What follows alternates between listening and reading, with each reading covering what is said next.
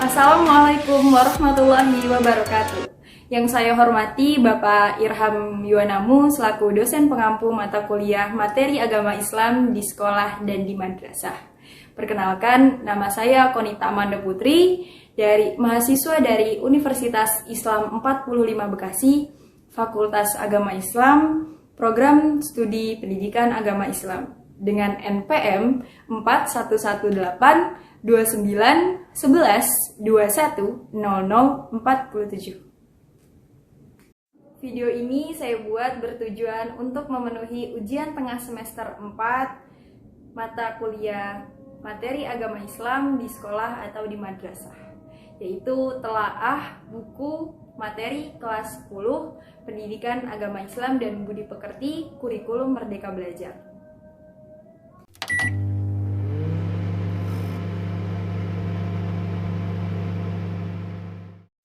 Baik, berikut hasil telaah buku materi Pendidikan Agama Islam dan Budi Pekerti kelas 10 SMA Kurikulum Merdeka Belajar. Menelaah buku Pendidikan Agama Islam dan Budi Pekerti kelas 10 SMA Kurikulum Merdeka. Profil buku.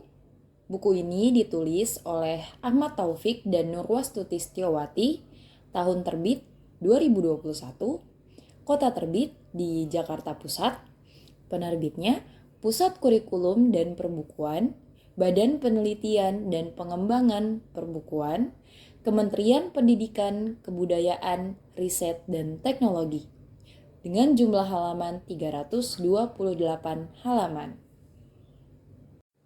Setelah diteliti, ternyata bab di dalam buku ini terbagi menjadi beberapa kajian ilmu, di antaranya yaitu yang pertama, kajian ilmu akhlak. Yang kedua, ada kajian ilmu tauhid. Yang ketiga, ada kajian ilmu fikih. Dan yang terakhir, ada kajian ilmu tarikh. Pada kajian ilmu akhlak, ada bab yang berjudul Meraih Kesuksesan dengan Kompetisi dan dalam Kebaikan dan Etos Kerja.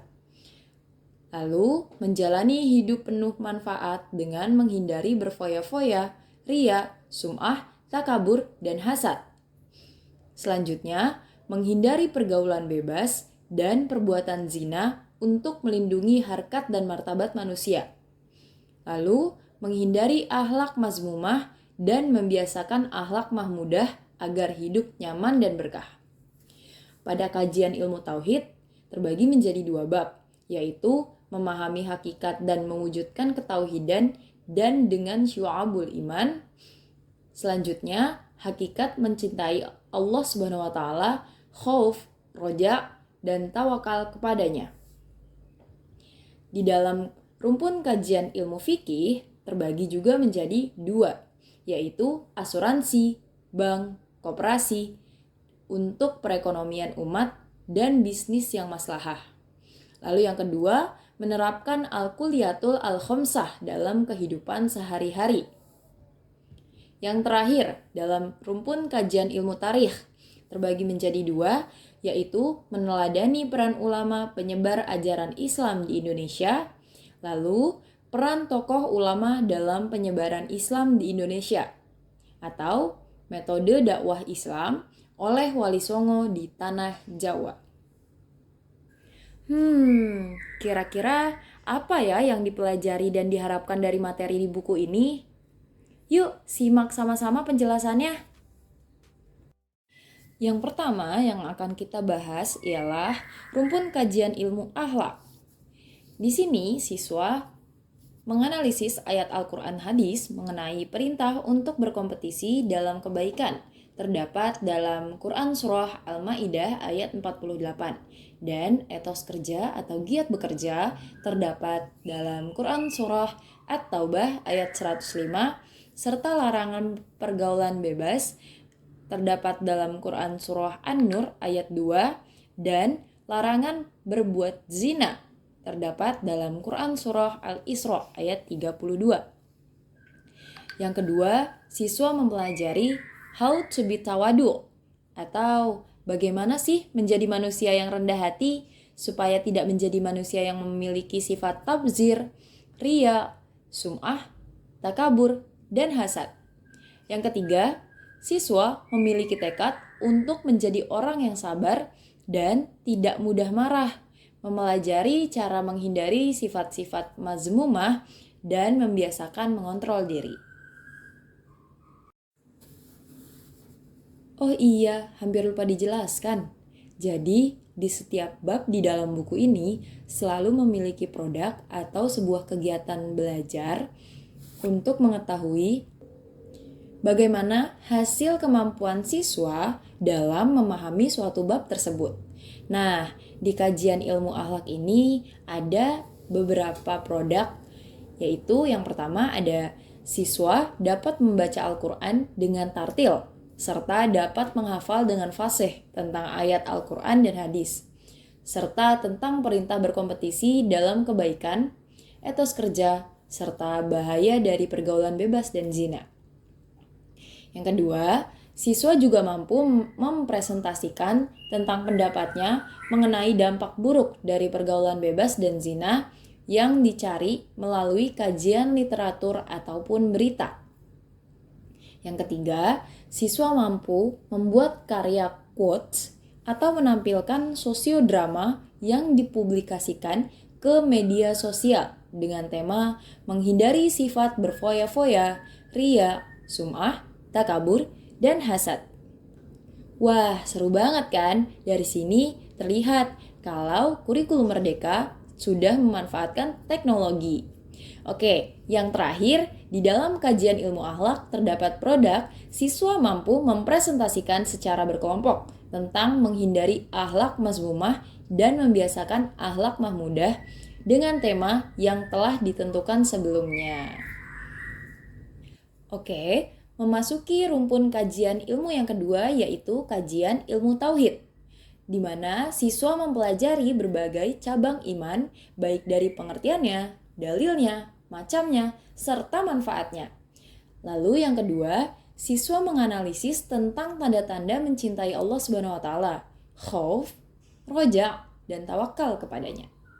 Yang ketiga, siswa meyakini bahwa iman memang memiliki berbagai cabang dan tercermin pada akhlak mulia di kehidupan sehari-harinya. Nah, kira-kira produk apa sih yang ada di kajian ilmu tauhid? Yang pertama, siswa menjadi terbiasa untuk bersikap disiplin, jujur, serta bertanggung jawab dalam kehidupan sehari-harinya. Yang kedua, siswa mampu membuat mind mapping pada kertas pleno atau kertas apapun yang menjelaskan tentang berbagai cabang iman secara berkelompok. Yang ketiga, siswa mampu membuat kata-kata mutiara untuk mengungkapkan cintanya kepada Allah Subhanahu wa taala dan Rasul-Nya yang akan dipresentasikan di depan kelas.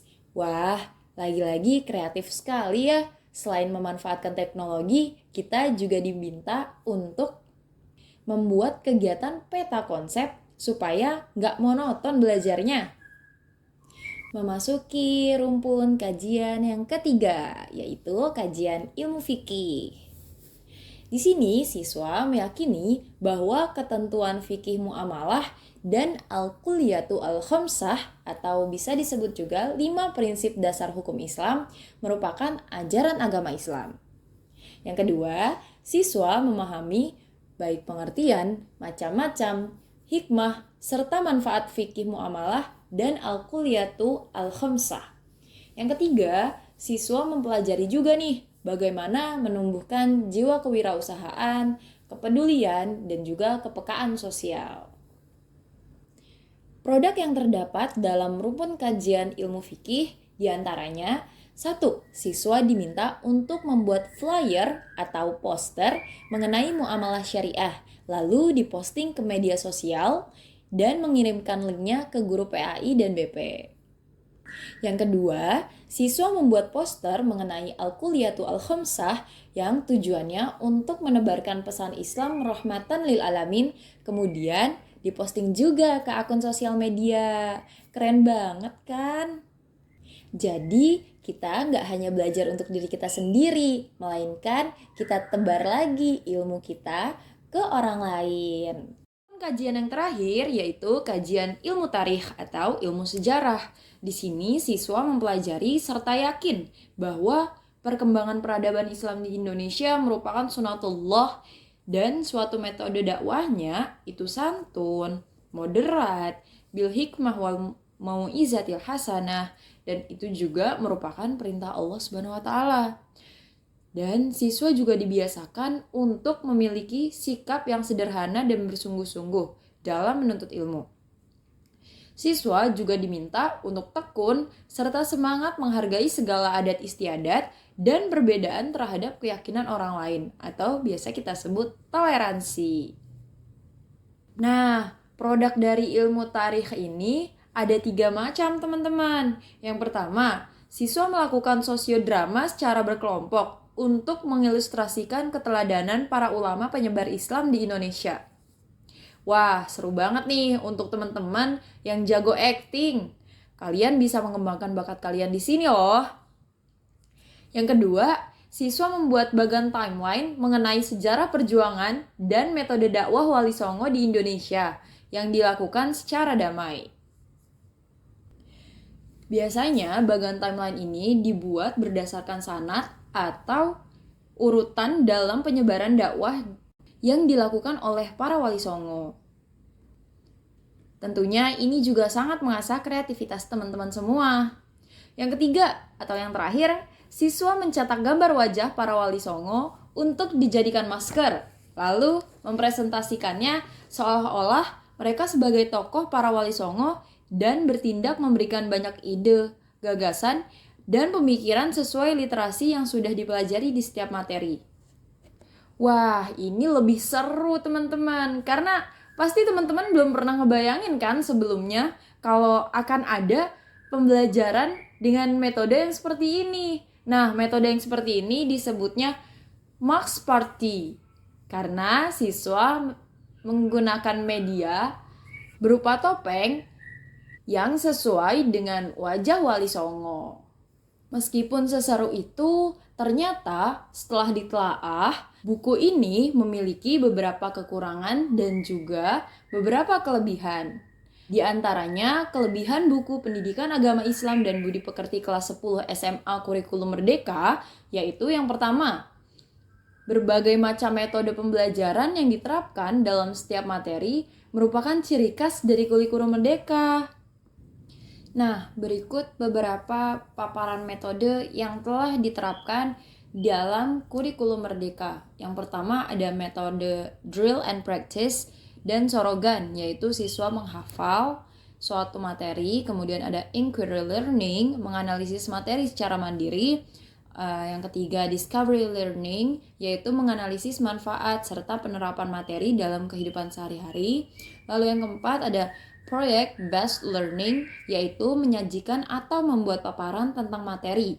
Yang kelima, the learning style and small group discussion, yaitu belajar aktif dengan pembuatan suatu kelompok diskusi kecil. Yang keenam, ada jigsaw learning, yaitu siswa menganalisis secara mandiri. Yang ketujuh, reading aloud and the power of two, atau membiasakan siswa membaca ayat Al-Quran sesuai materi. Lalu murojaah and tasmi', yaitu menghafalkan dengan fasih.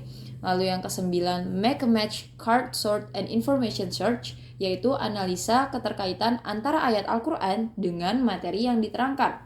Yang kesepuluh, reflective thinking, yaitu menciptakan hubungan antara refleksian emosi siswa dengan pengetahuan. 11 ada storytelling atau siswa mampu menceritakan kembali isi materi. Yang ke-12 ada problem based learning, yaitu melibatkan siswa dalam suatu masalah untuk menciptakan solving dengan mandiri atau menciptakan jalan keluarnya sendiri gitu. Yang ke-13 active debate, yaitu siswa menyampaikan pendapat terkait materi sesuai point of view mereka. Lalu yang ke-14 ada index and match, yaitu pengisian tabel penilaian yang sudah disediakan. Yang ke-15 ada critical incident atau siswa mampu mengkritik materi yang dibahas. Yang ke-16 ada mass party, yaitu menggunakan media cetak untuk dijadikan sebagai masker dan merepresentasikan karakter masker tersebut. Yang terakhir ada bagan timeline, yaitu mempresentasikan paparan mengenai suatu materi. Kelebihan buku PAI dan BP kelas 10 kurikulum Merdeka selanjutnya ialah penerapan pemanfaatan teknologi nyata adanya dalam pembelajaran. Membuat siswa terasah kemampuan IT-nya. Nah, di sini tadi udah dijelasin kan kalau sebenarnya di dalam buku ini banyak banget manfaatnya. Apalagi dalam penerapannya terhadap teknologi. Dimulai dari bikin quotes yang diupload ke sosial media, terus sampai pada pembuatan poster atau flyer yang dikirim ke email guru. Itu semua sangat-sangat memanfaatkan teknologi. Keren banget untuk kita yang anak-anak gadget. Yang ketiga, kelebihannya meskipun dikemas lebih ringkas dan ringan, materi pembelajaran PAI dan BP dengan kurikulum Merdeka jelas mudah dipahami. Jadi di dalam buku ini setelah saya telaah memang lebih singkat dan lebih ringan pembahasannya daripada kurikulum yang sebelumnya. Dan buku ini secara tidak langsung materinya dititik beratkan kepada siswa di mana banyak sekali proyek-proyek yang memang siswa akan lakukan. Yang keempat, rumpun ilmu yang dipelajari sudah mencakup sebagian besar kajian ilmu agama Islam. Seperti halnya ilmu akhlak, penerapannya di dalam penjelasan juga mencakup ilmu Al-Quran dan hadis. Setelah dari kelebihan, mari kita bahas kekurangan buku PAI BP kelas 10 SMA Kurikulum Merdeka. Yang pertama, apabila sekolah belum memiliki fasilitas yang memadai untuk menerapkan metode pembelajaran, maka siswa sedikit terhambat dalam penerimaan materinya. Yang saya maksud di sini apabila siswa belum bisa terfasilitasi oleh teknologi yang seharusnya kita akan pelajari di dalam sekolah gitu, teman-teman. Yang kedua, terlalu banyak proyek yang ingin direalisasikan dalam kurikulum Merdeka membuat siswa kewalahan dalam mengerjakan proyek tersebut. Wah. Yang ketiga, terdapat beberapa kesalahan dalam pengetikan di dalam buku, baik pada sebuah kalimat ataupun penomoran. Oke, kita masuk ke bagian yang paling terakhir di dalam penjelasan ini, yaitu kesimpulan dan saran. Kesimpulannya, ilmu yang disampaikan memang lebih terfokus pada bagaimana perkembangan kognitif siswa dari setiap subbab yang ada di dalam buku. Dan peran guru sangat dibutuhkan untuk mengetahui sejauh mana pemahaman siswa terhadap mata pelajaran PAI BP. Buku ini sangat efisien memang untuk seluruh siswa, terutama bagi siswa yang terkena dampak COVID-19. Karena buku ini, siswa dibebaskan untuk melakukan proyek pembelajaran sesuai dengan minat bakatnya. Banyak pembahasan yang dilakukan oleh siswa di kehidupan sehari-hari, dan diharapkan siswa setelah mempelajari buku ini dapat mengamalkannya sesuai dengan yang sudah ia pelajari.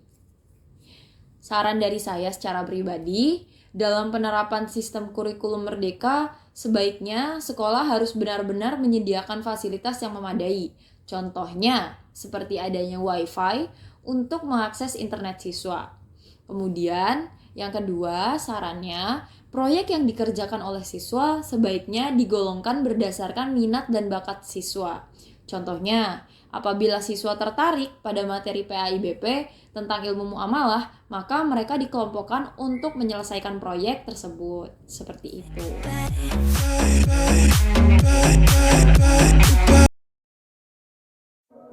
Demikianlah hasil telaah buku materi Pendidikan Agama Islam dan Budi Pekerti kelas 10 SMA Kurikulum Merdeka Belajar. Apabila masih terdapat banyak kekurangan, mohon dimaafkan. Billahi taufiq wal hidayah. Wassalamualaikum warahmatullahi wabarakatuh. body, body, body, body, body, body, body.